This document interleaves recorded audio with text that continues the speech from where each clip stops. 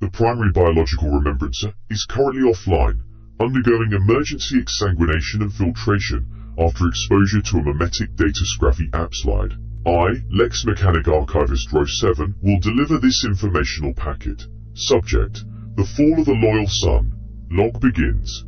Current and Firma Est. The visual data depicts the corruption of the 14 Legion, the Death Guard. Their original pauldron, a symbol of endurance, resilience, and grim determination, is shown shattered. From the fissure, the malevolent energies of the warp emanate, birthing the icon of their new master, the Fly. This was the Legion of Mortarion, Primarch of Barbarous, a son who loathed the unclean, the sorceress, the liar. His warriors were defined by their ability to withstand any hardship, any poison, any battlefield. It was this very quality that was turned against them. Betrayed by First Captain Typhon, and trapped within the Imperium, the Legion was afflicted by the Destroyer Plague, a gift from the Chaos God Nurgle. Their legendary resilience became their curse, preventing the release of death, while their bodies dissolved in an eternity of agony. At the precipice of annihilation, Mortarion broke. He who had defied all gods surrendered, begging for any power to end his son's suffering. In that moment of despair, the Lord of Death was answered by the God of Decay. The pain ended, but at the cost of their souls. The Unbreakable Legion was remade, their flesh bloating with foul energies, their loyalty traded for servitude to the very thing they had once sought to purge from the galaxy. Thus, the most stalwart defenders of humanity became its most pestilent foes, a monument not to endurance, but to the slow, inexorable decay that awaits all things. Within the Death Guard Legion, a rot was taking hold. Secret societies, the warrior lodges, promised a new form of brotherhood. Most saw it as unity. A rare few, like Solun Decius, saw it for what it was, a nascent betrayal. Decius was the youngest in the command squad of the 7th Great Company, an honor guard for Battle Captain Nathaniel Garro. He was arrogant, but his courage was absolute, forged in the brutal pacification of Istvan Extremis, where he and Garro had fought back-to-back. This trial created a bond stronger than ceramite. While others in the Legion embraced the Lodge's whispers, Decius openly rejected them, holding fast to his oaths to the Emperor. He was seen by his captain as pure potential raw, unblemished steel, ready for the forge of war. But raw steel is not defined by its potential. It is defined by the fire that tempers it, and the hammer that strikes it. And for Solun Decius, the true fire was about to fall. Their escape from Istvan III was a statistical improbability. A single frigate, the Eisenstein, punching through a traitor fleet's blockade, but the cost of that flight was paid in vacuum and fire, and the ship plunged into the Imperium already bleeding.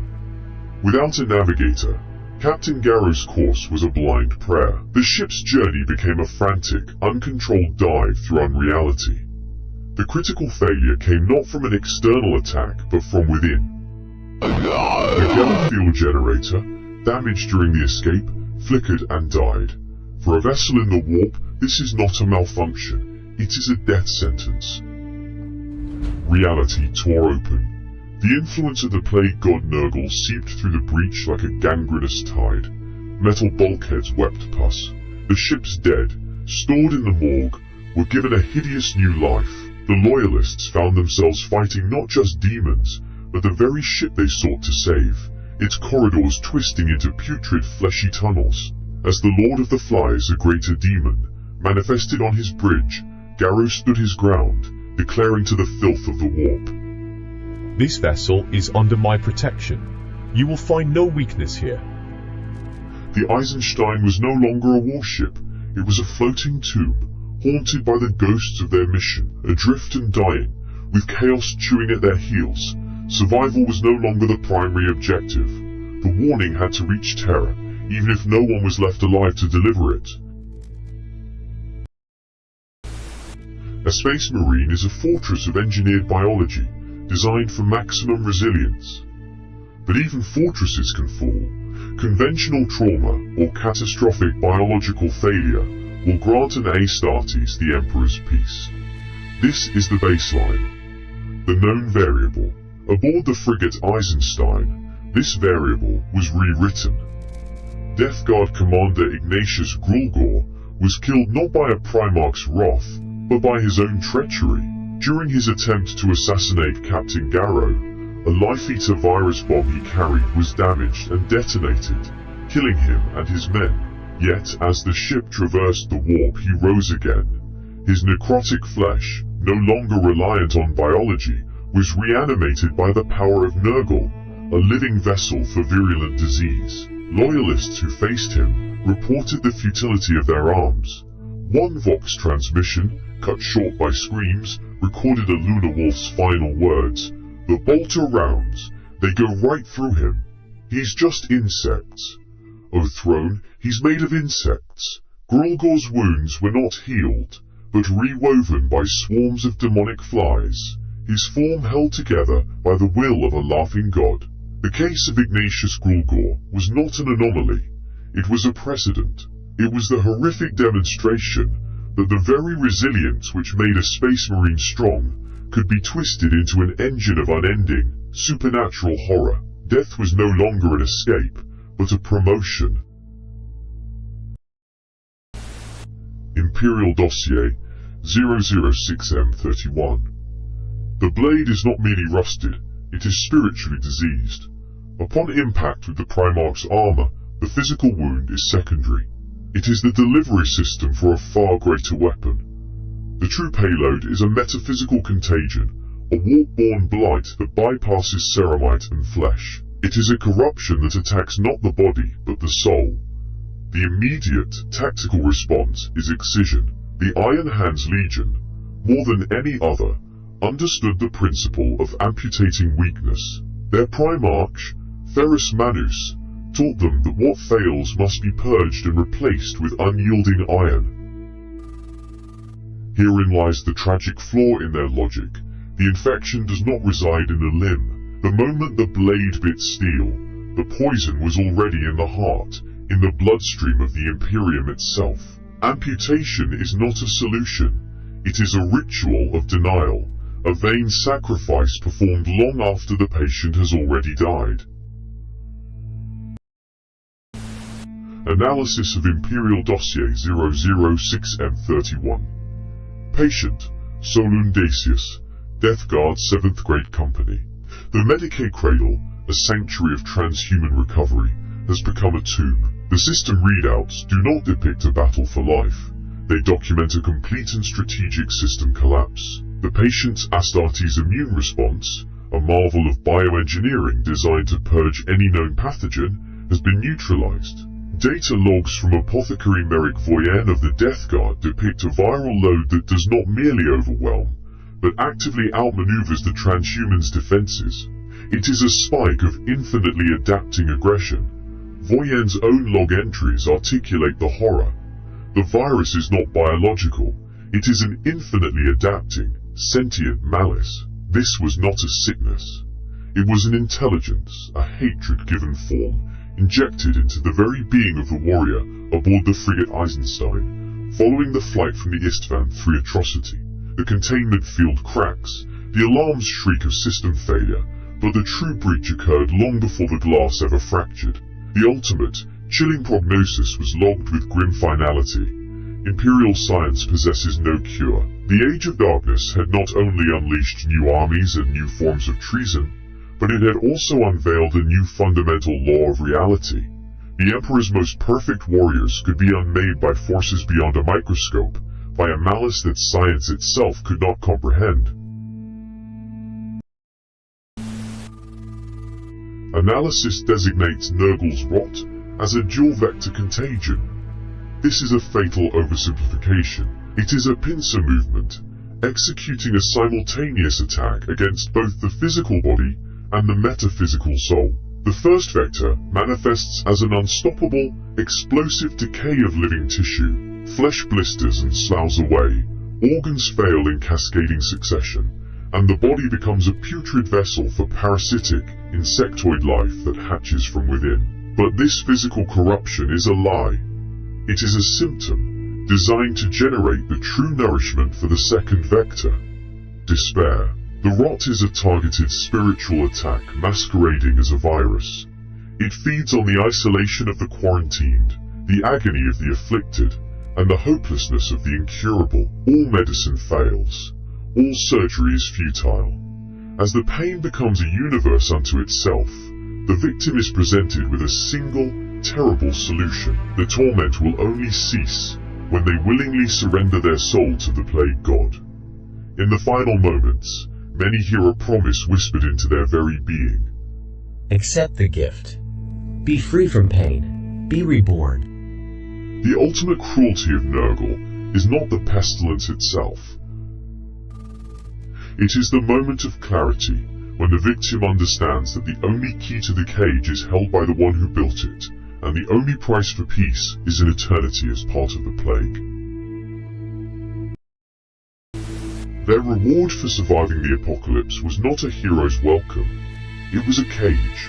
Upon reaching the Sol system, the survivors of the starship Eisenstein were immediately seized by Imperial bureaucracy. They carried the most vital intelligence in human history, the warning of Horus's galactic betrayal, but they were treated as contaminants. They were imprisoned within the Somnus Citadel, a brutalist fortress on Luna, under the direct authority of the Primarch Rogel Dawn. Their wardens were the Sisters of Silence, psychic blanks whose soulless aura was a constant suffocating pressure, a void where even hope struggled to exist. For men like the Legionary Decius, the irony was absolute. He had endured the virus bombs of XIV, fought the demonic incursions of the Imperium, and held true to his oaths, only to be left to rot in a sterile cell on the edge of Terra. The loyalty of these warriors was repaid with suspicion, their warnings extracted through grueling interrogation. For some, this silent prison was their final reward. But their testimony confirmed the unthinkable, and in the deepening shadows of the Imperial Palace, the Sigillite began to see a purpose for these isolated, proven survivors. For Apothecary Merrick Voyan of the Death Guard, the breaking point was reached in a glass jar. Conscious but paralyzed, infected with a life-eater virus, he was kept in stasis, a living specimen of damnation, subjected to study by the Sigillite's agents. The catalyst was absolute, unceasing, cellular-level agony as Nurgle's rot remade him from within. But pain alone does not break an Astartes. The true breach was emotional. He watched through the reinforced glass as his commander, Nathaniel Garro, moved on, gathering his knights-errant for missions that Voyan could not join. He felt abandoned, ignored, forgotten. This perceived betrayal fueled a philosophical collapse. Garro's loyalty, his quest to warn the Emperor, began to look like naive weakness. The Imperium that could not cure him was weak. In contrast, the power dissolving his body was undeniable, relentless, and strong. The strength of the Warmaster Horus, who had embraced such power, began to seem not like treachery, but like brutal, pragmatic truth. Physical agony combined with perceived abandonment creates a void. In this vacuum, faith in ideology collapses, and the soul seeks the only remaining constant, power. Spiritual surrender is not a defeat. It is a choice to serve a master who will not forsake you. The path to damnation is rarely a conscious choice. It begins with a whisper, a bargain offered, not for power, but for release from the fear of oblivion. Examine the case of Decius, dated 006.M31. Imperial dossier analysis indicates the entity, Nurgle, targeted the subject's primal fear of death, reframing a warrior's end as a failure of strength. This is the illusion that survival, at any cost, is a virtue. In his final moments, Decius did not bargain for dominion, but for simple continuity. Let me live. I will never be weak again. I choose life. Give me life. The trap was then sprung. The life, granted, was a semantic lie, a perversion of biological function. He did not escape death. He became its living monument, trading his soul and form to become a twisted slave to entropy. His existence was preserved, but only as a vessel of perpetual, agonizing decay. The tragedy of Decius is not his alone. It is the template for countless falls, a grim proof that the greatest threats to humanity are not offered with a sword, but with a promise to delay the inevitable. Archival Pict Capture. Subject Classification: Astartes, Legion 14. The transformation from loyalist warrior to vector of pestilence is a process of grotesque unraveling. This is not a sudden corruption, but a slow, agonizing acceptance of despair. Analysis of the Chrysalis stage reveals critical data. The warrior's sacred Mark III power armor, once a symbol of indomitable will, has failed. Its ceramite plates are shattered, not by external force, but by the cancerous growth from within. Greenish-black chitin and weeping bone now merge with the plasteel, making it impossible to discern where the machine ends and the monster begins. The helm has been replaced by a hardened insectoid carapace. Multifaceted sapphire eyes grant a horrifying, panoramic view of reality, while serrated mandibles twitch, where a human mouth once issued oaths of loyalty. Most notable is the right arm. Records indicate a self-amputation, a final, futile act of defiance against the spreading rot. The warp did not heal the wound, it rewarded it. The stump has erupted into a multi-jointed bone claw, a jagged weapon pulsing with foul energies, far deadlier than the power fist it replaced. He is his own tomb, his own monument to decay, perpetually shrouded in a cloud of shrieking flies birthed from his own necrotic flesh. This is not death. This is rebirth. The being sheds its skin of loyalty and honor, not for oblivion, but for a new and terrible purpose, becoming a far greater threat than any mortal legionary. For what comes next is ascension. The stasis crypt shatters. From the wreckage, a thing that was once a space marine rises, remade. He is designated the Lord of the Flies, and he is no longer dying. His first act is murder. The death guard Astartes, who stood vigil, his own brothers, are the first to be annihilated. Their trust is repaid with demonic fury. As the creature carves a path through the somnus citadel, it encounters the ultimate psychic countermeasure, the Sisters of Silence. Their pariah aura suffocates the warp, a zone of absolute null witchery. It has no effect. This is the critical failure of their deployment, the nullification of a myth. A null field cannot stop 2 tons of warp-infused ceramite and muscle moving with transhuman speed.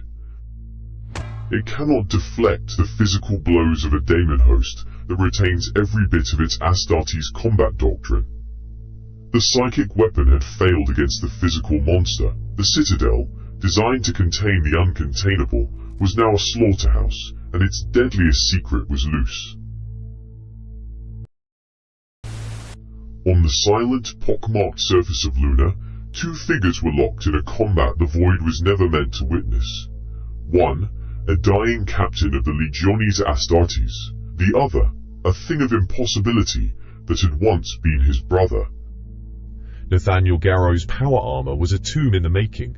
Seals ruptured, oxygen bled into the vacuum, and frost claimed the inside of his helm. He fought against suffocation as much as he fought the monster before him. The demon, wearing the memory of the Legionary Decius, needed no suit.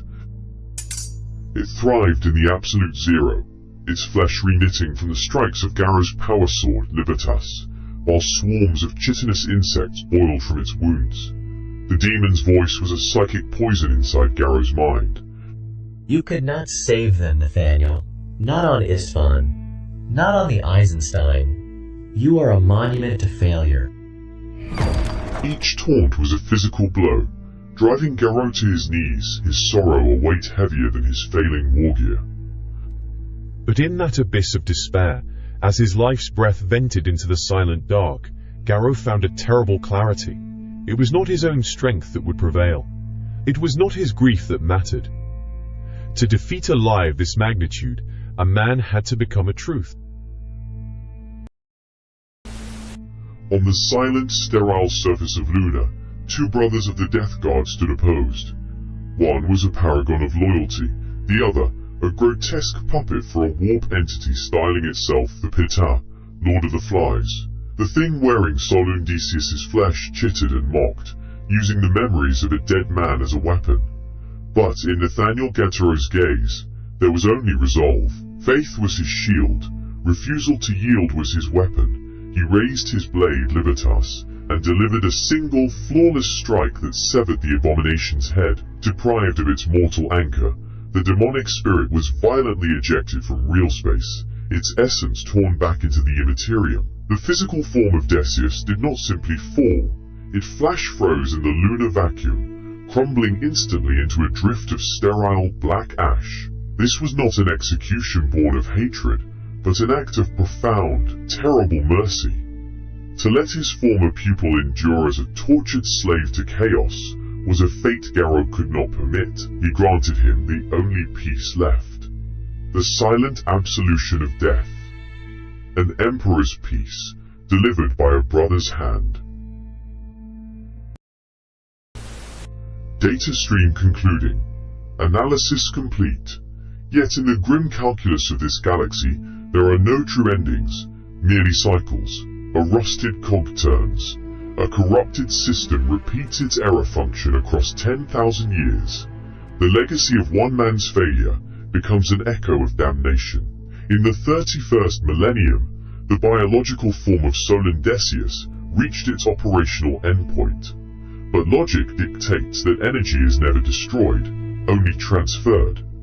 The man was deleted, yet the Lord of the Flies persisted, a new, malevolent entity festering within the Imperium. During the siege of Terra, it returned to torment its past, confronting Nathaniel Garro and the nascent Knights Errant not as a brother, but as a monument to their shared failure. Flash forward 10 millennia. The arm that Decius amputated in a desperate act of self-preservation, a testament to his will to survive, is recovered by the Blood Ravens chapter. The irony is corrosive.